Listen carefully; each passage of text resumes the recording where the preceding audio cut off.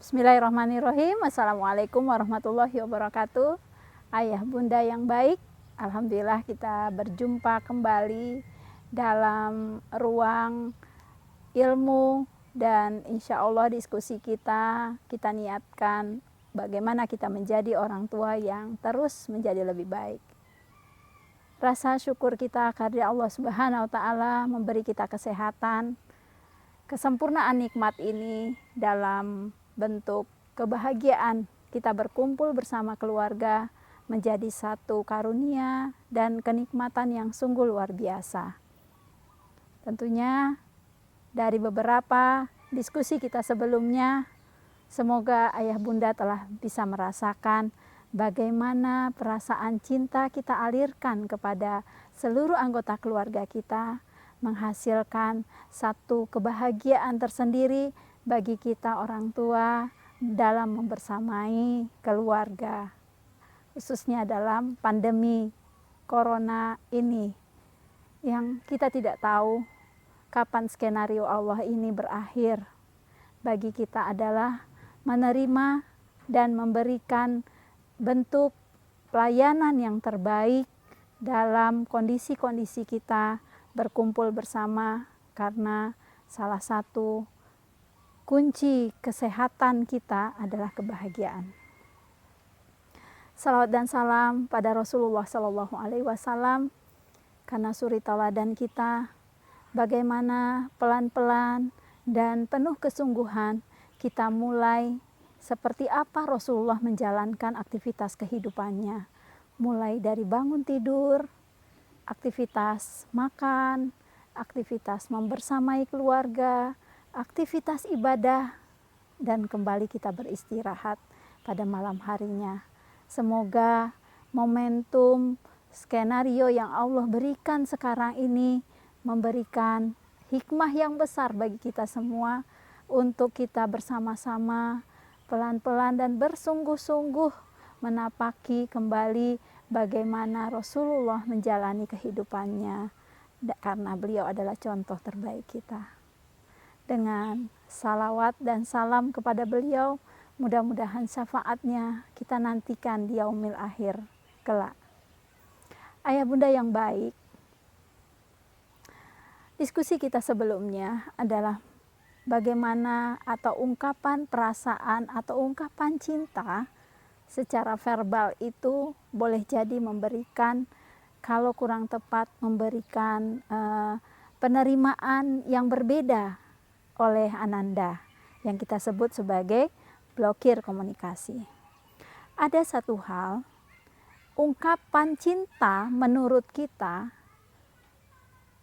adalah hal yang membuat anak-anak menjadi bangga dan meneruskan kebaikan itu. Tetapi ternyata ungkapan kita diterimanya dalam bentuk yang berbeda, bahkan berbanding terbalik dengan harapan kita. Ayah bunda yang berbahagia, baik perasaan positif maupun perasaan negatif tentunya harus diterima dengan baik oleh ananda. Biasanya penerimaan perasaan positif kita langsung memujinya secara spontan. Tapi tentunya memuji ini perlu cara dan ada seninya memuji. Kalau salah, maka akan menimbulkan blokir komunikasi yang diterima anak berbeda dengan apa yang kita harapkan. Contohnya, apabila tiba-tiba ananda kita mengatakan, "Bunda, apakah gambarku bagus?" Kita dengan spontannya mengatakan, "Wah, gambarmu bagus sekali."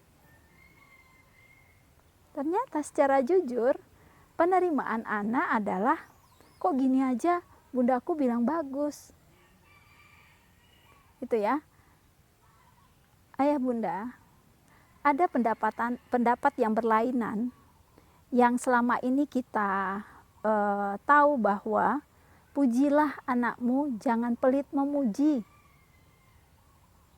Tapi tentunya memuji yang cara dan tempat yang tepat. Menurut seorang ahli, Alfikon mengatakan bahwa memuji adalah bentuk dari reward, bentuk dari hadiah. Tapi ternyata reward dalam bentuk pujian ini didapati anak atau dipahami anak berbeda. Ada berdasarkan 70 penelitian dilakukan oleh peneliti ini, Alfikon ini, kesimpulan yang dihasilkannya adalah memuji bisa mengurangi ketepatan. Memuji juga bisa mengurangi mutu kerja. Jadi kalau sering-sering dipuji, mutu kerjanya akan menurun karena dia melakukan pekerjaan hanya untuk diberi pujian atau diberi reward. Terus memuji juga mematikan kreativitas. Bahkan memuji bisa menjadi satu hukuman. Memuji bisa merusak hubungan dan merusak persahabatan sejati.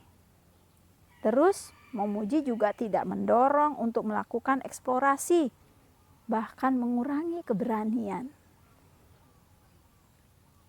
Terus memuji, hati-hati, bisa membunuh minat dan menutup ketertarikan alami dari keingintahuannya. Ternyata memuji juga berpengaruh dalam jangka pendek saja.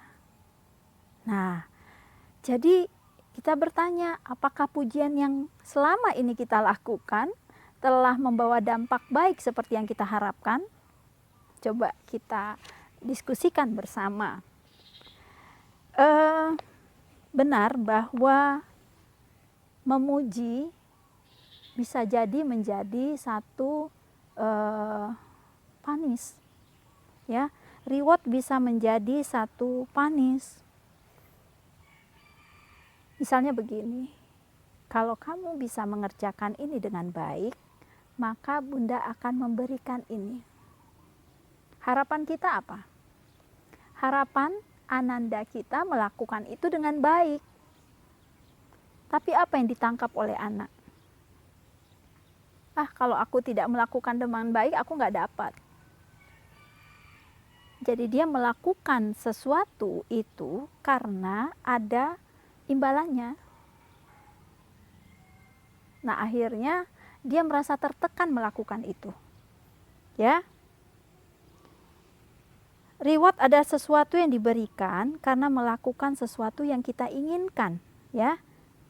Bahkan reward juga bisa menjadi sesuatu yang boleh jadi bukan meningkatkan kinerjanya. Nah, bagaimana pula memuji ini menjadi satu yang membuat mereka menjadi ini panis, seperti hukuman bagi mereka. Nah, sebenarnya reward dan panis itu sama kalau kita menempatkannya di tempat yang tidak pas.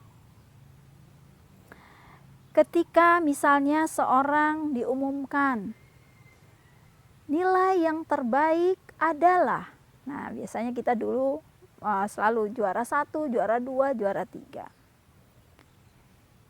Apa yang dirasakan oleh anak-anak yang lain? Sementara yang kita nilai hanyalah penilaian-penilaian yang boleh jadi di sisi lain seorang anak yang dinilai bukan itunya dia lebih baik. Makanya sekarang nilai itu dihapuskan karena itu membuat mental mereka akan menjadi kerdil dan mereka tidak percaya diri. Nah, apabila kita memuji atau memberikan reward kepada anak-anak yang gitu dengan satu sisi penilaian saja, maka sebenarnya kita menghukum anak yang lain.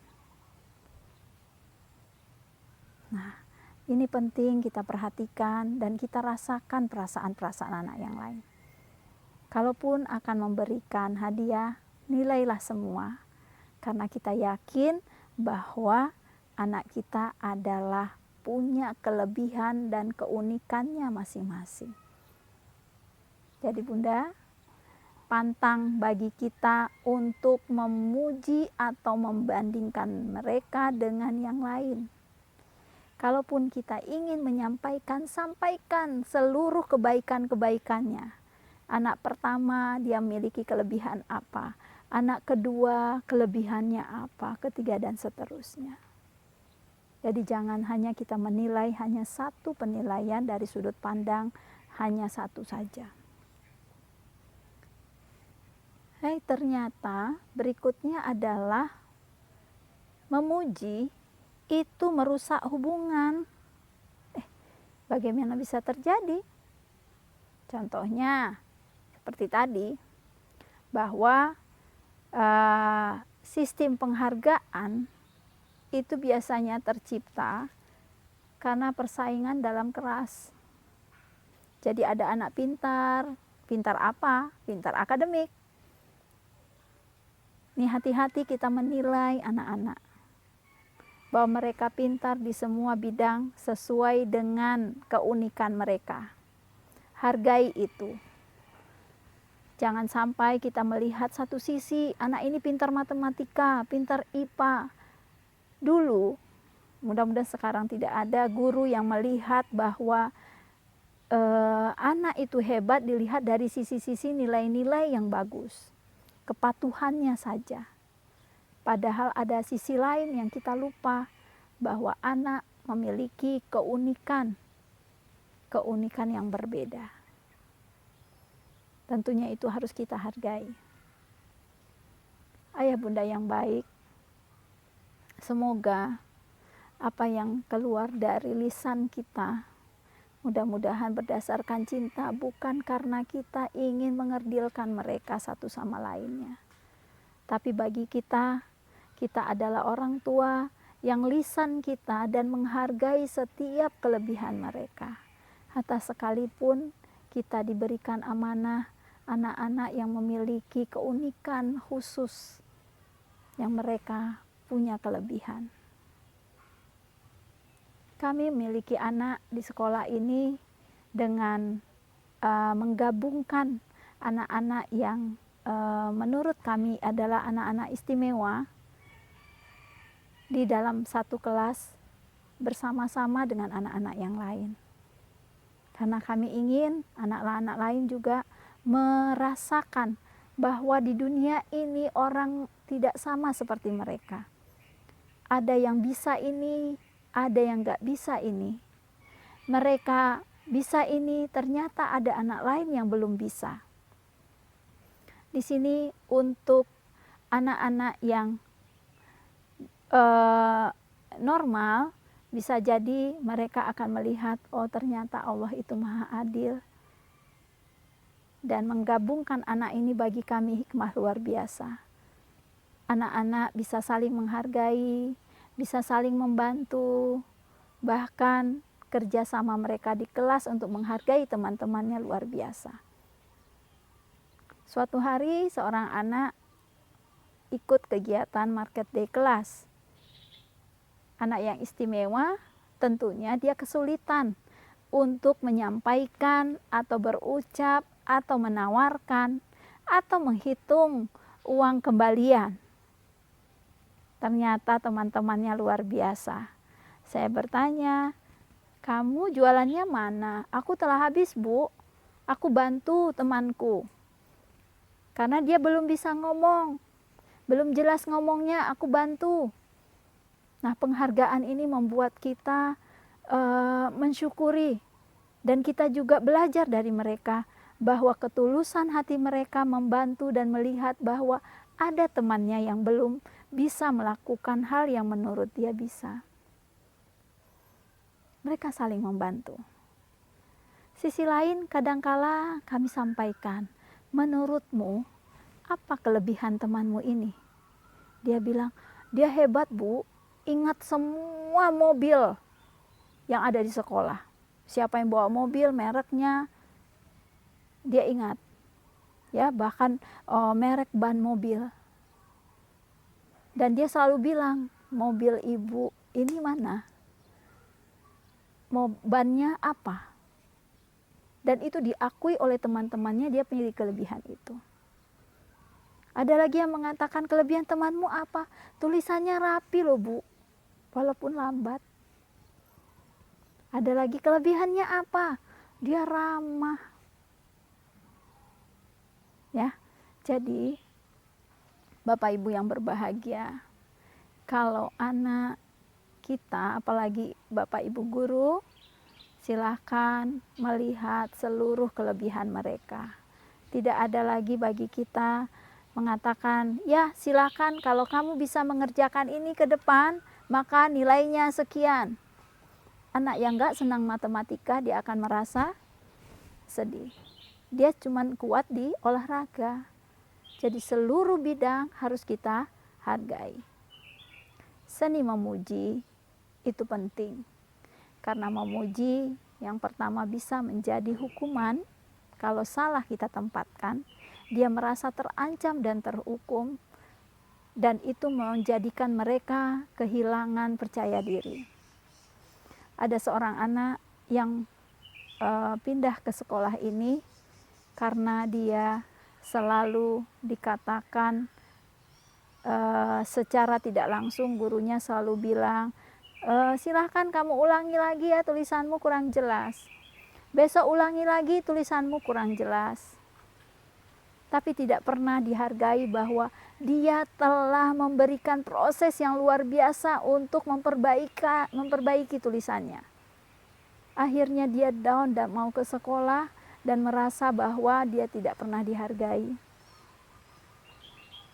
Pindah ke sini dan dia merasa bahwa mereka dihargai dengan sepenuh hati. Bapak Ibu, tentunya ini membawa trauma tersendiri apabila kita terus-terusan memuji orang lain di depannya. Kita tidak pernah melihat kelebihan dan proses perjuangan dia untuk menjadi lebih baik. Amat sedihlah. Kita bisa cerita Thomas Alva Edison, yang dia memiliki orang tua hebat. Saat anaknya dikatakan tidak bisa apa-apa, orang tuanya menyambut dan menghargai itu dengan baik, sehingga dia bisa menjadi orang hebat dan bahkan hasil karyanya bisa kita nikmati sampai sekarang. Ayah bunda,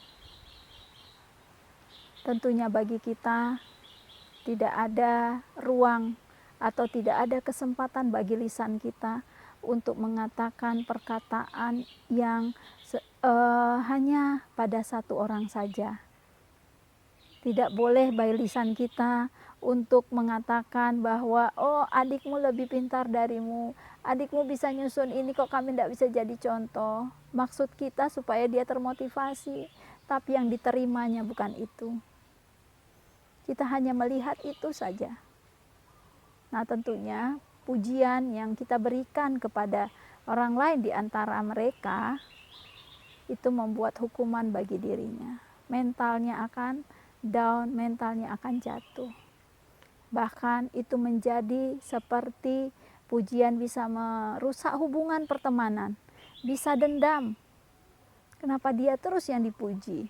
Kok saya tidak? Kenapa dia terus yang dipuji? Saya tidak. Nah, lama-kelamaan seperti yang pernah kita sampaikan bahwa ini nanti ada cari perhatian, ada nanti rebut kekuasaan, ada nanti tingkah yang menunjukkan balas dendam, bahkan boleh jadi tindakan apatis. Nauzubillah min dzalik. Ayah bunda, ada berapa pujian yang membawa dampak negatif. Tentunya kita akan bahas dua saja dulu, bahwa pujian bisa menjadi ancaman atau hukuman bagi Ananda, bisa juga pujian bisa menjadi merusak pertemanan mereka, bahkan bisa dendam sampai dewasa nanti.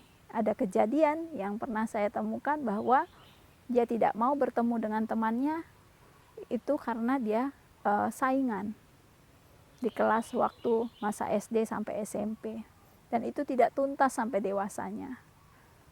Ya, mudah-mudahan kita ingin anak kita adalah anak baik yang terus menjadi lebih baik, dan cita-cita kita bertemu di surga. Semoga lisan ini mengantarkan keluarga kita menjadi orang-orang hebat dan kuat mentalitasnya, dan menjadikan mereka terus menjadi orang-orang yang bermanfaat baik agama maupun bangsanya.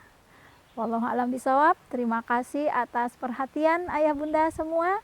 Mudah-mudahan kita akan bisa berdiskusi di hari Sabtu bagaimana memuji membawa dampak blokir komunikasi. Assalamualaikum warahmatullahi wabarakatuh.